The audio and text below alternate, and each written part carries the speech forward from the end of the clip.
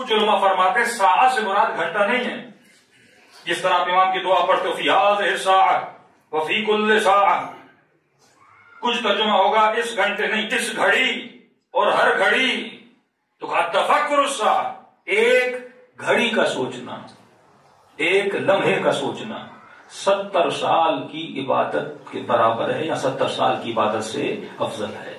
کہ کیسے ممکن ہے ایک گھنٹے میں خدا اتنا اجر دے؟ کہ یہی ایک گھڑی انسان کو یا شبر بنا دیتی ہے یا اور بنا دیتی ہے۔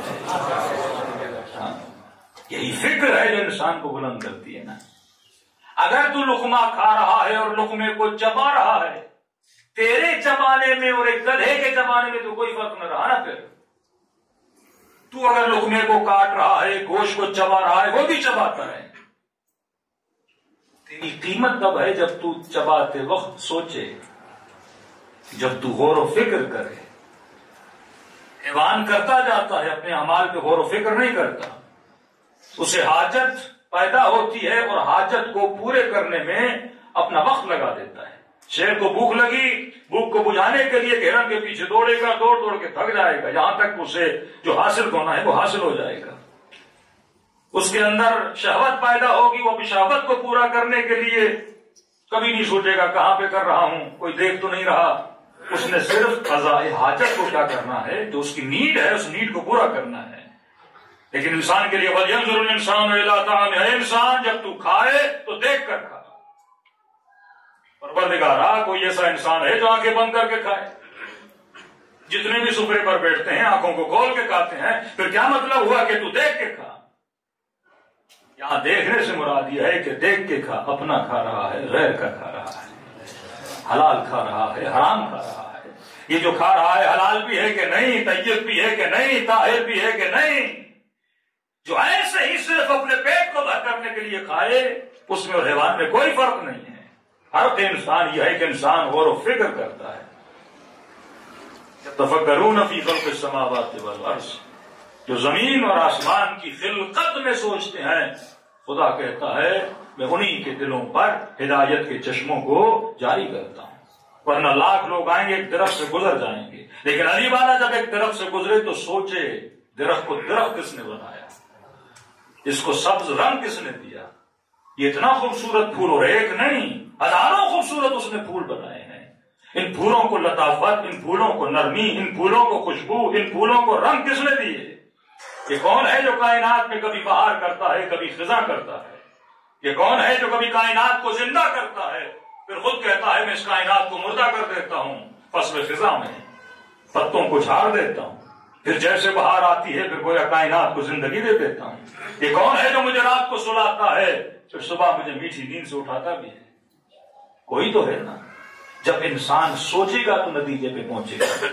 تو فرمایا خرق العادت سے نکلو، جو چیزوں کو دیکھنے کی عادت ہو گئی ہے، کہ جس طرح موبائل یوز کر رہے ہو، کئی چیزیں یوز کر رہے ہو، لیکن کسی کو نہیں پتا یہ آواز کیسے آ رہی ہے، پر عادت ہو گئی استعمال کر کر کے، اب انسان سوچتا نہیں ہے، بس استعمال کیے جاتا ہے۔ میں نے کہا کہ ایک درخت ہے، اس درخت کے سامنے ایک دانہ ہے، دانے کی شکل درخت سے نہیں ملتی، درخت کی شکل دانے سے نہیں ملتی، لیکن یہی بڑا درخت ایک دن دانا تھا، اور اس دانے میں طاقت ہے درخت بننے کی۔ قوس صعود اور قوس نزول دو لفظ یاد رکھیے۔ نزول کہتے ہیں اونچائی سے نیچے آنا، صعود کہتے ہیں نیچائی سے اوپر کی طرف جانا۔ ہم عالم ملکوت سے عالم ناسوت میں آئے، یعنی اعلیٰ ترین عالم میں ہماری روح موجود تھی اور خدا نے پس ترین عالم میں ہماری روح کو بھیج دیا۔ دنیا میں آنا ضروری تھا، کیونکہ اگر ہم دنیا میں نہ آتے کبھی ہم ترقی اور کمال نہ پاتے۔ آپ نے اگر ترقی اور کمال پانا ہے تو اس دنیا کے پروسیس سے نکل کے جانا ہے، اور دنیا ہی آپ کو ثبوت دے گی، دنیا ہی آپ کو کمال دے گی، دنیا ہی آپ کو بلندیوں تک پہنچائے گی۔ بالکل اسی طرح کہ دانا جب تک مٹی میں نہ جائے تب تک مٹی سے باہر نہیں نکلتا، اس نے مٹی کے اندر جانا ہے، اسے پانی ملنا ہے۔ اور یاد رکھیے مٹی کے اندر بھی کتنا ڈالنا ہے دانے کو، نہ اتنا زیادہ ڈیپ ڈالنا ہے، ایگریکلچر میں وہ دانا کبھی گرو نہیں کرتا، نہ اسے اتنا باہر رکھنا ہے، زیادہ باہر رکھو گے تب بھی دانا اگ نہیں پائے گا، زیادہ مٹی کے اندر ڈیپ ڈالو گے تب بھی دانا اگ نہیں پائے گا. اسے اتنا مٹی کے اندر ڈالو کہ مٹی کے اندر بھی ہو اور باہر کی گرمی بھی اسے مل سکے. یعنی درمیانہ ماحول اسے عطا کرو، مٹی کا ماحول بھی ہو اور باہر کی دنیا کا ماحول بھی اس کے اندر ہو، تب وہ دانا کیا کرتا ہے؟ گرو کرتا ہے. فرمایا تم سب کے وجود میں نفخت من روحی، میں نے اپنی روح کا دانا رکھا ہے. ہر انسان میں اتنی طاقت ہے، اتنا پاور ہے کہ یہ انسان کامل بن سکتا ہے. کچھ عرفاء اس طرح تشریح کرتے ہیں، فرماتے ہیں ہر انسان اگر خود کو دیکھنا چاہے تو کہاں دیکھے گا؟ آئینے کے اندر دیکھے گا. صبح اٹھے آپ اپنے پورے وجود کو اگر دیکھنا چاہو تو کہاں دیکھو گے؟ ایک آئینے کے اندر دیکھو گے کہ میں دکھتا کیسا ہوں. ایک دن خدا نے بھی چاہا کہ وہ خود کو دیکھے اللہ کیسا دکھتا ہے، اللہ کی رحمت کیسی ہے، اللہ کا کرم کیسا ہے، تو کہا اس خدا نے نور محمد کو بنایا، نور رسول کو بنایا، ایک انسان کامل بنایا. اور انسانوں کو بھی کہا کہ اگر دیکھنا چاہتے ہو کہ خدا کیسا ہے صفات کے اعتبار سے، معصوم فرماتے ہیں نحن اسماء اللہ، ہم اللہ کے اسماء ہیں. مجھے کیا پتا اللہ کتنا کریم ہے، مجھے کیا پتا وہ کتنا سخی ہے، مجھے کیا پتا اس کا اخلاق کیسا ہے. معصوم نے فرمایا اگر اس کے کرم کو دیکھنا ہو تو محمد کے کرم کو دیکھ لو، اگر اس کی رحمت کو دیکھنا ہے تو رحمت للعالمین کو دیکھو، اگر اس کی سخاوت کو دیکھنا ہے تو حسن کی سخاوت کو دیکھو، اگر اس کے صبر کو دیکھنا ہے تو کربلا میں حسین کے صبر کو دیکھو. یہ مظہر صفات خدا ہے. تبھی کہتا صبغۃ اللہ ومن احسن من اللہ صبغہ. کون ہے جو خود کو رنگ خدا میں رنگ دے؟ سجدہ آدم کو نہیں تھا، سجدہ اس روح کو تھا جو آدم کے اندر تھی. مقام روح اتنی بلند ہے کہ ملائک سجدہ ریز ہو جاتے ہیں، اور اسی روح الہی کا دانا تیرے وجود کے اندر ہے. تبھی کہا کہ خود کو پہچانو، من عرف نفسہ فقد عرف ربہ. جو خود کو پہچانے وہ خدا کو پہچان لے گا. تیرے وجود کے اندر صفات الہی چھپی ہوئی ہیں، تیرے وجود کے اندر رنگ الہی چھپا ہوا ہے، تیرے وجود کے اندر قدرت الہی چھپی ہوئی ہے. تب کا عبدی اطعنی اجعلک مثلی، ہے میرے بندے میری اطاعت کر، میں تجھے اپنے جیسا بنا دیتا ہوں. کیوں کہا کہ علی کی آنکھیں عین اللہ، علی کے ہاتھ ید اللہ، علی کی زبان لسان اللہ. نہیں کہا کہ علی کی زبان کا اللہ کی زبان، یہ نہیں کہا کہ علی کی آنکھیں اللہ کی آنکھیں، یہ نہیں کہا کہ علی کے کان، بولا اذن اللہ، کس کے کان ہے؟ اللہ کے کان ہے. بندہ اتنا خدا میں سما جاتا ہے کیونکہ اب تو نہیں سنتا، یہ کون سن رہا ہے؟ خدا سن رہا ہے. جب تو اس کی اطاعت میں اتنا سما جاتا ہے، اب یہ ہاتھ تیرے نہیں ہوتے، اب یہ جو کرتے ہیں وہ مرضی الہی سے کرتے ہیں. ایک شبہ بھی یہاں پہ بنتا ہے. ایک برادر اہل سنت نے کہا کہ آپ نے کیسے بول دیا کہ علی کی آنکھیں اللہ کی، علی کی زبان اللہ کی، علی کے ہاتھ اللہ کے. ایک بار تو آپ یہ بولتے ہو کہ اللہ جسم نہیں رکھتا، اور ہم سنیوں کو بڑا ٹوکتے ہو کہ ہم اللہ کی جسمانیت کے قائل ہیں اور خدا اپنا پاؤں پتہ نہیں کہاں کہاں ڈال دے گا. اور آپ تو ہم سے 2 قدم آگے نکل گئے، آپ نے پورا علی کو خدا بنا دیا. تو میں نے کہا پہلی بات ہم نے نہیں بنایا، یہ اعتراض تو دوسرے خلیفے پہ جاتا ہے جس نے اس بندے کو کہا تھا کہ جب مولا علی نے اسے تماچا مارا تو اس نے کہا میں کیا کروں، تجھے عین اللہ نے دیکھا ہے اور ید اللہ نے مارا ہے. میں نے کہا ایک تو عقیدہ ہمارا نہیں، عقیدہ آپ کے ہی خلیفے دوم دوسرے خلیفے کا عقیدہ ہے. لیکن رہی بات، اس کو سمجھانے کے لیے میں مثال دے رہا ہوں. آپ کہتے ہو علی کی آنکھیں، علی کی نہیں، عین اللہ، اللہ کی آنکھیں.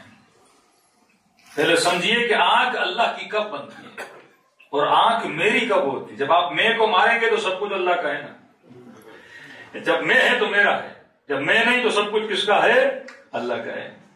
بندہ خیرات کرتا ہے کہ اپنے مال سے دے رہا ہوں، میں آ گئی نا.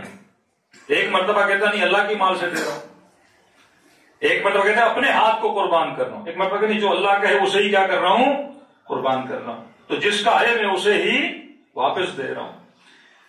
تو سوال یہ، مثلا میں اس ممبر پر بیٹھا ہوں، ایک مومن کو زبان سے کہوں کہ قبلہ آپ مجھے پانی پلائیے، کہوں وہ اٹھیں گے، گلاس میں پانی بھریں گے اور مجھے دیں گے۔ انہوں نے میری بات سنی، یہ اٹھے، اپنے ہاتھ آگے بڑھائے اور گلاس اٹھایا اور آ کر مجھے دیا، میں نے پانی پیا۔ ایک مرتبہ میں کہوں نہیں، صرف سوچوں، خاموشی سے ارادہ کروں، بھائی جناب اٹھو اور مجھے پانی پلاؤ، اور امید رکھوں کہ یہ مجھے پانی پلائے۔ کیا یہ ہو سکتا ہے؟ ہوگا کوئی ولی خدا تو سمجھ لے گا۔ یعنی میں زبان سے کہوں نہیں، ایک مرتبہ کہوں گا پانی لاؤ، ایک مرتبہ نہیں، بولتا نہیں ہوں، صرف سوچتا ہوں کہ آپ میں سے کوئی اٹھے اور مجھے پانی پلائے۔ کیا آپ میں سے کوئی میری سوچ کو سمجھ سکے گا؟ ہے کوئی ایسا بندہ؟ اور کہوں کہ آپ نے پانی کیوں نہیں پلایا تو آپ کہیں گے مولانا آپ نے کہا ہی نہیں۔ میں کہوں گا میں نے ارادہ تو کیا تھا، میں نے سوچا تو تھا۔ تو آپ کہیں گے مولانا ہم آپ کے سوچ کو کیسے ریڈ کریں، ہم آپ کے ارادے کو کیسے ریڈ کریں؟ تو وہیں پہ میں بولوں گا یہ کیسی بات ہوئی، آپ نے ارادے کو نہیں ریڈ کر سکتے؟ نہیں مولانا۔ تو میں کہوں گا میں نے تو اپنے ہاتھ کو نہیں بولا، میں سے بولتا تو نہیں ہوں پانی دے، ارادہ کرتا ہوں ٹیشو پیپر اٹھا لیتا ہے۔ کس نے بولا اس کو ٹیشو پیپر اٹھاؤ؟ میں اپنی زبان کو بولتا تو نہیں ہوں کہ تجھے بولنا ہے، ارادہ کرتا ہوں، زبان بولنا شروع ہو جاتی ہے۔ تو آپ کیا بولیں گے مولانا؟ ہاں آپ کا ہاتھ آپ کے ارادے کو سمجھے گا کیونکہ وہ آپ کا ہاتھ ہے، میرا ہاتھ میرے ارادے کو سمجھے گا کیونکہ میرا ہاتھ ہے۔ تو کوئی چیز اگر میری ہے تو اس کے لیے دلیل یہ ہے کہ وہ میرے ارادے کو سمجھتی ہے۔ آپ کی آنکھیں میری نہیں کیونکہ میرے ارادے کو نہیں سمجھتی، میری آنکھیں آپ کی نہیں کیونکہ آپ کے ارادے کو نہیں سمجھتی، آپ کے ہاتھ میرے نہیں کیونکہ میرے ارادے کو نہیں سمجھتے، میرے ہاتھ آپ کے نہیں کیونکہ آپ کے ارادے کو نہیں سمجھتے۔ میرا ہاتھ وہ ہے جو میرا ارادہ سمجھے، میری آنکھیں وہ ہے جو میرا ارادہ سمجھیں، میری زبان وہ ہے جو میرا ارادہ سمجھے۔ پر میں علی کی آنکھیں اس لیے علی کی نہیں کیونکہ علی کی آنکھیں اللہ کا ارادہ سمجھتی ہے۔ اہل بیت جو کچھ کرتے تھے وہ مرضی خدا کے مطابق کرتے تھے۔ اب تو اس منزل پر آ جائے کہ آنکھیں تیری ہیں پر دیکھے وہ جو خدا کو پسند ہے، زبان تیری ہے پر جملے وہ بولے جو رب کو پسند ہے، شکم تیری ہے پر لقمہ وہ جائے جو اللہ کو پسند ہے۔ تو تمہارے ساتھ اعضاء ارادے خدا کو جب سمجھنے لگیں گے تو اللہ کہتا ہے یہ تیرے نہیں ہیں، یہ میرے ہیں۔